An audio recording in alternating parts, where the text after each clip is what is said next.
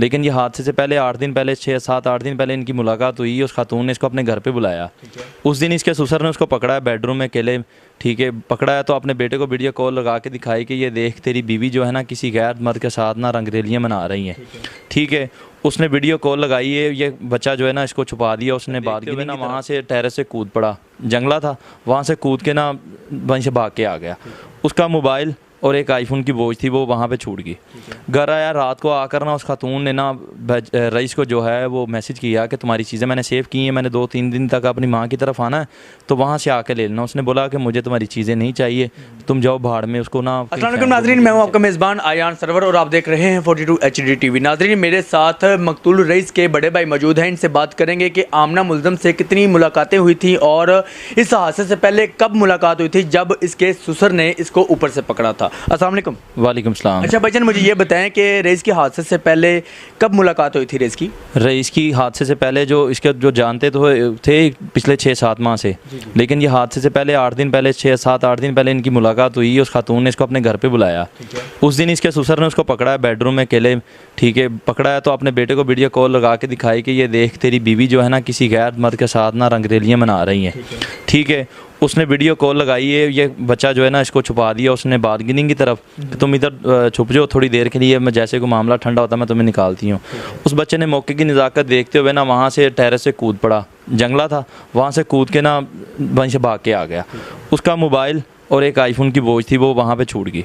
घर आया रात को आकर ना उस खातून ने ना रईस को जो है वो मैसेज किया कि तुम्हारी चीज़ें मैंने सेव की हैं, मैंने 2-3 दिन तक अपनी माँ की तरफ आना है तो वहाँ से आके ले लेना। उसने बोला कि मुझे तुम्हारी चीज़ें नहीं चाहिए, तुम जाओ भाड़ में, उसको ना कहीं फेंक दो, मुझे नहीं चाहिए।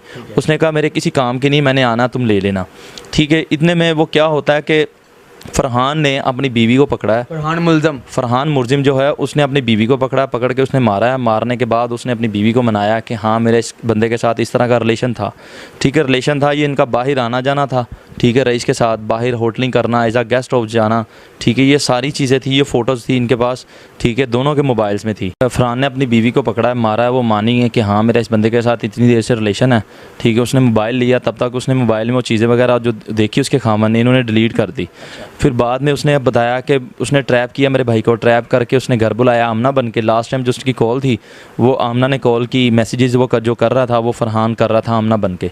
इन्होंने ट्रैप करके घर बुलाया, पार्सल लेने के हवाले से घर बुलाया। जो बच्चे साथ गए थे वो सारी चीज़ें उन्होंने बताई कि इस घर पे हम लोग पहले भी आए हैं, 1-2 बार मैं आया हूँ घर पे, इनके बैठ के मैंने चाय शाय पी है। जिस दिन उसने बच्चे ने ड्रॉप किया लास्ट टाइम उसको, तो टेरेस पे फरहान और अरगमान ये दोनों मुलजिम टेरेस पे खड़े थे, ठीक है। ये बच्चा गया वहाँ पे और वो लोग इसको छोड़ के वापस आ गए। 10 मिनट का उसने कहा था कि मैं 10 मिनट में आ रहा हूँ, आप सोसाइटी के गेट पे बैठो, मैं 10 मिनट में आता हूँ। वो इंतज़ार करने के बाद नहीं आए, वो 3-4 घंटे इंतज़ार किए। बच्चे वो दोनों जो लड़के थे वो दोनों अनमच्योर थे, लेकिन उन्होंने सारी चीज़ें देखी, काउंट की। हम लोग सुबह उठे हैं, पता चला नहीं मिला। उन्होंने बताया कि हम रात को ना वहाँ पे इसको ड्रॉप किया है, ड्रॉप करने के बाद ये सारी चीज़ें हुई है, वापस नहीं आया, आप हमारे साथ चलो। मैंने कहा यार अगर तुम लोग आए हो रात को हमें क्यों नहीं बताया? कहते यार हम सहमे हुए थे, आपको सो रहे थे, डर गए थे, 3-3:30 बजे का टाइम था। कहते कौन जाग रहा होगा, वो इसलिए वो कहते हैं ये तो पहले भी इसको वहीं पे जाता आता था, आ जाता था, क्योंकि हम लोग इसके साथ पहले भी गए थे, चाय शाय पी हमने उस घर में बैठ के 1-2 बार, तो मामूल के मुताबिक ये चीज़ें थी। हम लोग तो इसी तरह आगे वापस, तो कहते आप हमारे साथ चलो। गए उनका जाके घर, इन्होंने दिखाया कि ये घर है, यहाँ पे हमने उसको ड्रॉप किया, ये सारा सीन हुआ यहाँ पे। उसके बाद हमने पुलिस कंप्लेन की, पुलिस को लेके साथ हम लोग वहाँ पर गए, रेट की, वहाँ से इनको उठा के पुलिस स्टेशन लेके आए। पुलिस स्टेशन के बाद वो खातून को लेके आए उनके घर से। खातून वहाँ से भागी थी, वो खातून वहाँ से भागी। जब इन दोनों मुलजमान को पकड़ा, फरहान और अरगमान को, वहाँ से वो खातून भाग गई थी। ये मुलजमा आमना भाग गई थी वहाँ से? ये मुलजमा जो आमना ये भाग गई थी वहाँ से अपने मेके की तरफ गई थी। पुलिस वाले दोबारा इसको वहीं से उठा के लाए। अच्छा। लाने के बाद उन्होंने हमें कहा कि हमें एक ऐसे डेड बॉडी मिली है, आप क्या उसकी शिनाख्त कर लेंगे? हमने कहा कर लेंगे। हम लोग जना हाउस आए हैं, जना हॉस्पिटल में। जब हमने वो डेड बॉडी देखी, देख के हमारी चीखें निकल गई, हम लोग मर गए वहाँ पे। बुरी हालत थी, इतनी बुरी हालत थी, आप यकीन माने मैं बयान नहीं कर सकता। बताते हुए भी ना मेरा कलेजा फट जाता है कि यार इन मुलजमान ने मेरे भाई के साथ क्या जुल्म किया है। उसकी आंख बाहर थी, मुंह में दांत नहीं छोड़े इन्होंने, ठीक है, सर की हड्डी बिल्कुल साथ लगी हुई थी पेशानी के साथ, ठीक है। इतना बुरी तरह तशद्दुद किया इन्होंने, इतना जालिमों ने इतना बुरा तशद्दुद किया कि नाक की हड्डी टूटी थी, कान उसका कटा हुआ था, नाज़ुक उज़ा कर नुकसान पहुँचाया हुआ, गर्दन के पीछे छुरियों के वार थे, कमर जो तशद्दुद से भरी पड़ी थी, जिस्म की हड्डियाँ टूटी पड़ी थी, इन्होंने हाथ पांव बांध के उसके ऊपर तशद्दुद किया। उसके बाद ले जा के इन्होंने उसको जला दिया। ठीक है, वो हमने जब देखा हम तो देखते ही मर गए वहाँ पे। वो सारी वीडियोस है हमारे पास। जो अब जो हमारे साथ गए थे, जो जीज़ोकार थे, दोस्त हजरात, वो हमें पकड़े, कोई पानी पिलाए, कोई कुछ करे, क्योंकि हमें तो होश ही नहीं। हमारा जो जिगर का टुकड़ा वो छीन के ले गए। हमें इतना वहीं पे वो गुस्सा आया, मर गए हम लोग वहाँ पे। फिर ये लोग अब इल्ज़ाम लगाते हैं मेरे भाई के ऊपर कि हम उसको जानते नहीं। अगर जानते नहीं तो फिर उसको घर क्यों बुलाते थे? ठीक है, उसको खाते रहो पहले तुम लोग। उसके पास पैसे होते थे, पैसे खाते रहे। ठीक है, ये खातून कहती है मुझे 5-6 माह से ऐसा कर रहा था। अगर तुझे 5-6 माह से ऐसा कर रहा था तो तुम लोगों ने पुलिस कंप्लेन क्यों नहीं की, जो आपका राइट बनता था? ठीक है, आपने अपने घर पे किसी को शिकायत क्यों नहीं की कि ये खातून? देखें कि अगर ये बीबी जो मुल्ज़िम है, ये बड़ी ड्रामेबाजी जो कर रही है, बैठी हुई है वहाँ पे, कह रही है कि जी मुझे ये तंग करता था, मुझे फोर्स करता था कि मेरे साथ बात करो, मेरे साथ शादी करनी, मैंने आपसे, मुझे पसंद है, मतलब कि इस तरह की ड्रामेबाजी कर रही है। मैं उस बीबी से ये पूछना चाहता हूँ कि पाकिस्तान के अदारे भी थे ना, आप अपने खामद को बताती, आप अपनी माँ को बताती, अपने ससुर को बताती, अपने देवर को बताती, अपनी बहनों को बताती, किसी को तो बता सकती थी। क्या सबसे डर लगता था?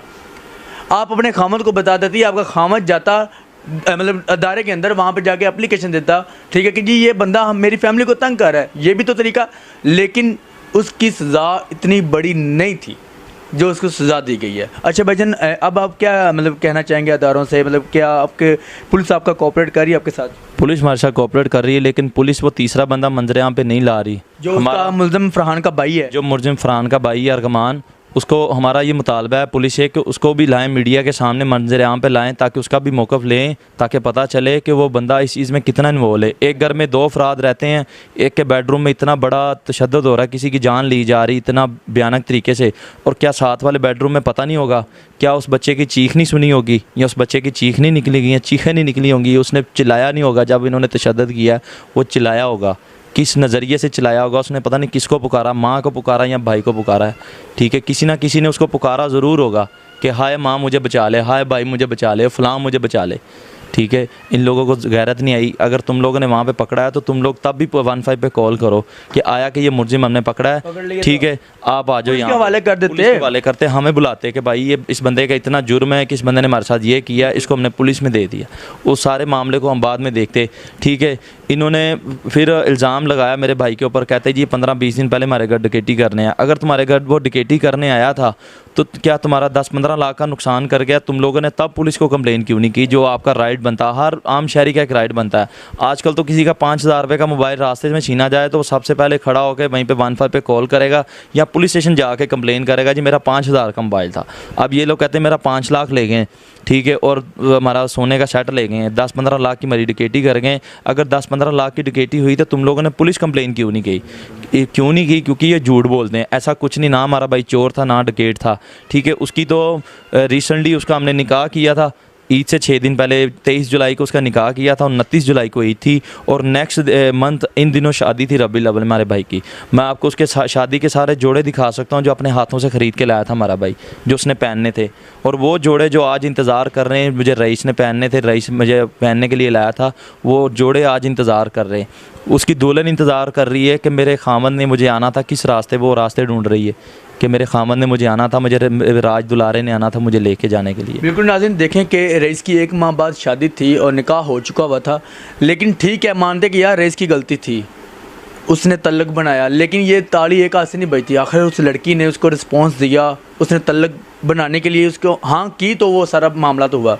लेकिन ये है कि उसकी जो सज़ा उसको मिली है ये नहीं होनी चाहिए थी। मेरी IG पंजाब से ये दरख्वास्त है कि जो तीसरा बंदा ना, इसका भाई, उसको भी मंजरेआम पर लाया जाए ताकि वाज़ह हो सके कि यह तीसरा बंदा है कौन। लेकिन उसको छुपा के रखा हुआ है, पुलिस वालों ने उसको छुपा के रखा हुआ है, वो भी सामने आना चाहिए।